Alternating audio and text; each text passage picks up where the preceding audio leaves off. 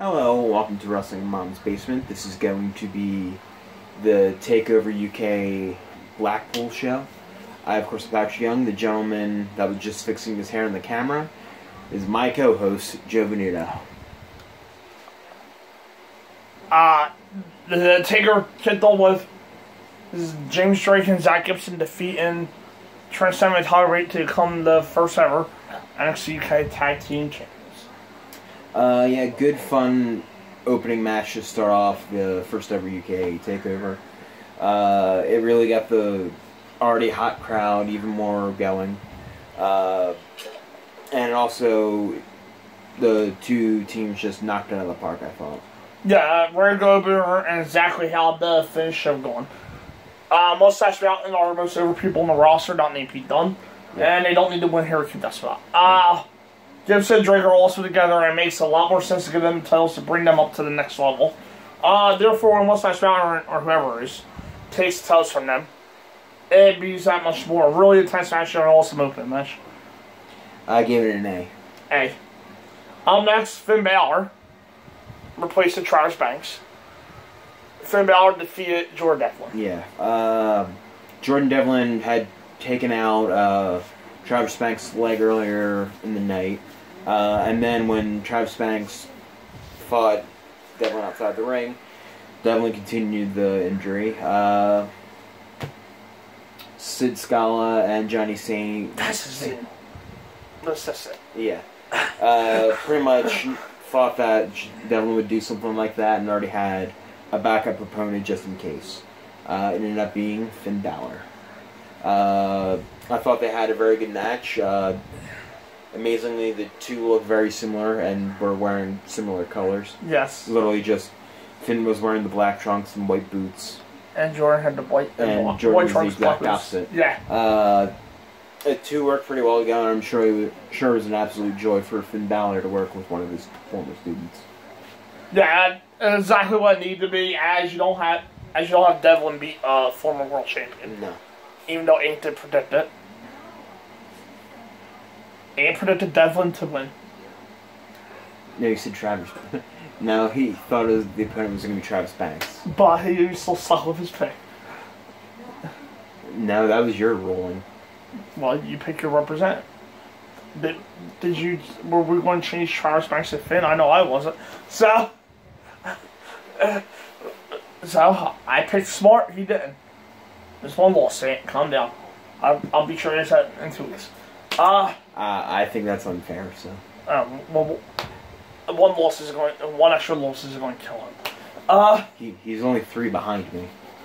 Yeah, it's really not going to kill him, that's why I said one extra loss. At the same time, there's no shame losing someone that far above you. Like I ain't lost to me today. There's no shame in losing to someone that far above you. And Devlin got in. And is ahead of him by 3. And the Devlin got in a lot of offense, which Ain't did too today. He did well. He was 3-2. So was this one. Balor was a great choice. 4-1. 3-2. It's 4-1. But still, 3-2. Ain't was 3-2 though. And it was 3-2. Balor was a great choice for a replacement. And that's one of the places where WWE shines. One of the wrestlers on your regional minor league shows hurt. Here's a former world champion who happens to be the opponent's trainer as a replacement. Yeah. I gave the match a B. B. Up next, Dave Maris defeated Eddie Dennis in a disqualification match. Yeah, it was a good big man brawl. Maybe a little surprising. I expected to be a little bit more slow, but they actually ended up making it interesting, and the crowd was along for the ride. Yeah, a perfectly washable power brawl with weapons. Does something that has been done before. Massive remains on feet as the right call. And you could put him forward for a one-night title shot at some point. I do kind of like Dennis, and he has a unique look. And his opposing presence is going to keep him around for a good while. I gave it a B. B minus. Up next, Tony Storm defeated Rhea Ripley in the match that decided everybody's fate. Yes. Literally, the match that decided everybody's fate. Yes. And won the NXT UK Women's Championship. Yeah, I thought Rhea was actually... They were going to keep it on Rhea for a little bit longer. and maybe bring Tony Storm into NXT proper. NXT America, for the lack of a better term. He thought they were going to bring her into NXT. That's literally the name of the brand, NXT. Not NXT America, not NXT Jamaica, not NXT Australia, NXT. NXT North America. That's not what it's called either. It's literally just NXT. Then why does it have the North American Championship? NWA. Hold on, that's what NXT is supposed to be. Yeah, I thought it was a very good match with Rhea and Tony. I think this is a lot. I think this is a big deal for Rhea, just because she doesn't necessarily have the notoriety under her belt, and having an excellent match with Tony Storm on a network special is going to do wonders for her. Yeah, I thought that one of my complaint was I thought the finish was kind of flat. Yeah. And out of nowhere. As they didn't really build up the near fall from the first Storm Zero. Yeah. Storm went until so soon after Ripley won it for the first time. Is a bit of a surprise. But you can't go wrong via him as champion. Tyler Bate win the inaugural title and drop it to Dunn has gone just fine. Yeah. Storm is going to be perfectly fine with the title, as is Ripley without. So I gave it a B+. A B. And in our main event, Pete Dunne defeated Joe Coffey to retain the NXT UK Championship. To me, this was the strongest match on the show. Coffey and Dunne did an outstanding job. I didn't necessarily believe Coffey was going to win it going into the match. And he didn't actually end up winning it, but during the match, that kind of did have me believing that Coffey could possibly get the pinfall victory and take home the title. I thought they did an amazing job there at it, and they brought us along for the ride. Excellent match. Yeah, I thought they got a little ridiculous with the kickouts at the end. Felt like they were going a little too Omega Okada #1. Yeah. For that, but this did feel epic for the most part. At one point, the fans were chanting, "Are you watching Vince McMahon?" Which sums up how the match should be treated. It was a big-time match, and while it wasn't quite Solo Coffey as a serious challenger, there was a few times where they hadn't believed it.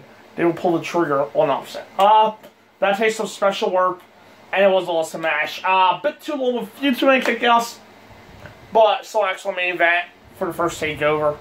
But who the heck is supposed to beat Dunne? Q.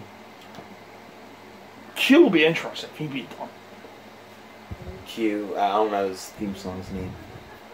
You probably would know better than I would. Walter has his indie theme song. Walter came out, big boot at Joe Coffey when he tried to get back in the ring, and had a test it down. Whipped Pete Dunne too. And the show, Walter's official joiner CK, not the only ones. Some rugby man named Luke Menzie that they just signed also did, and so did the two newest female superstars, Kaylee Ray and Jazzy Gabber from the first Mania Classic. Yes. And being screwed over. Oh, great for the main event. A+. Super medical test. Oh, thank God. She's got her chains back. Because there was only one match in the Mae Young Classic, but she earned it like 2 years ago. Yeah. And then that 6-1 tie she had on Full Sail on Nuts chain. Oh my God, I'm so happy for her.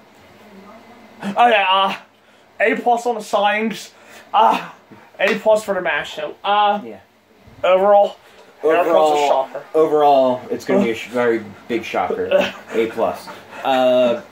Just from how the crowd is, the English crowds usually are, to the very building and just all the sights in there, even down to the show itself, which was entertaining from the word go. Very good show and a very good launch point for future NXT UK takeovers. Yeah, A+ same here. As usual, this is Shelly. It doesn't matter what version of NXT. The show's labeled Takeover. that bitch is going to be good. Yeah, as usual, show's good. In this case, they had the classic main event to play over the top. Nothing on here was anywhere close to okay. Yeah. I thought anywhere close to bad, but honestly, nothing here was anywhere close to okay. Yeah. So, and it has some historic moments too, with Walter's debut being the highlight. He just goes off like a great monster. Funny is, I've never seen a match of this. I never seen a match of this. But I can just tell you, he goes off as a great monster. Yeah, and just how the crowd reacted, I'm sure he is very, very, very good. And that's the kind of person who needs to take Dunn down. It's a great show we're seeing with the 1 hour week. With the 1 hour week of the show, I think being a much better choice when they started than what they've been doing. Yeah. So check this one out. It was awesome. It was an awesome time. I literally think they decided to double up on the pay-per-views because they didn't know exactly when their takeover was going to be. Yeah, now we so they were just like, shit, we gotta jam all this crap. Now we get to a regular NXT schedule. Yeah. Yeah. But I guess it might be a sign that Triple H might know what he's doing. Yes. He does have a strong track record, but we'll see. He does have some mistakes, though. As you know. The original Sin Cara. But on NXT, he's almost... He let the Elite walk away. He didn't try to give them everything. He gave them stuff WWE has never given anybody. What, 6? Not Hulk Hogan, not Macho Man, what, not Ultimate a Warrior. 6-month out clause if you're not happy? Not Stone Cold Steve Austin, not The Rock, not Shawn Michaels, not even Triple H himself. What, 6-month out clause if you're not happy? Exactly. And no compete clause either in that 6-month clause? Yeah, exactly. Yeah, if they weren't happy for 6 months if you didn't hear, they could have left at any time without being held back for no compete. So Triple H did not try hard enough. He didn't offer them nothing. The money must have sucked. That actually probably would have been a higher deal Than the one they're currently getting as performers. Who knows that they're actually getting paid side pieces for just being like executive producers or anything. Is Triple H going to let Omega book that easily? I guess not now. I don't think so. Wait, but the Young Bucks... If so, as soon as the Young Bucks probably said no, he probably upped his offer to Kenny Omega. The Young Bucks 6-month clause thing might just have went to Omega now, too, now. Yeah. That he can even still go to AEW if he's not happy within the first 6 months of WWE. Yeah. He can still end up going. And Omega has said recently that the one thing he really wants to do is be with AJ Styles at WrestleMania. There are people out there that believe that AJ's leaving to go to AEW because of the way he's been treated. That's what they're saying. What, better than in just about anybody else? Well, people say he's arguably the most best used outside talent they've ever did. He is. Because you don't consider Hogan outside. Right? Not really. Yeah, but yeah, I'll do it. Yeah, because before Hogan became Hulkamania, he was in WWE before AWA. Yeah. So technically you're right. Yeah, he's more like Drew McIntyre in that aspect. Yeah, he left and came back even better. Yeah. Yeah. Yeah, and only other one comparables Flair, I guess. Yeah. But I figure Roll AJ still was stronger booked than Flair. Oh yeah. Yeah. That'll do it for this. And then we'll be back on Monday with our punch review. Next week will be the Road Fitting Survivor Series 1988. How's that fitting? I have absolutely no idea. Well, I got the card up because we have time. Okay. Your Survivor Series 10-minute tag elimination is also Survivor Series 10-minute tags. Bruce Beefcake, Jim Brunzell, Sam Houston, the Blue Blazer, and Ultimate Warrior versus Bandage Brown, Dane Davis, Greg Valentine, Ron Bass, and the Hunky Tonk Man. Okay. That sounds like a good match. It can be fun. The Survivor Series 10-team elimination, Bulldogs, Heart Foundation, Powers of Pain, Rockers, and the Young Bucks, Young Salias. I was ready to say, the Rockers and the Young Bucks, it's almost like the Devil and Finn match, where it's just Spider-Man's pointing at each other. I know. And by the way, I saw that GIF and picture a lot, so for Finn and Jordan versus Demolition, the Bolsheviks, the Brainbusters, Los Conquistadors, and the Fabulous Rougeaus, and probably the best match in life. No 10-minute tag elimination, Dino Bravo and the Hina family, Andre, Harley, Perfect, and Rick Rude, versus Jake Roberts, Jim Duggan, Ken Patera, Scott Casey, and Tio Santana.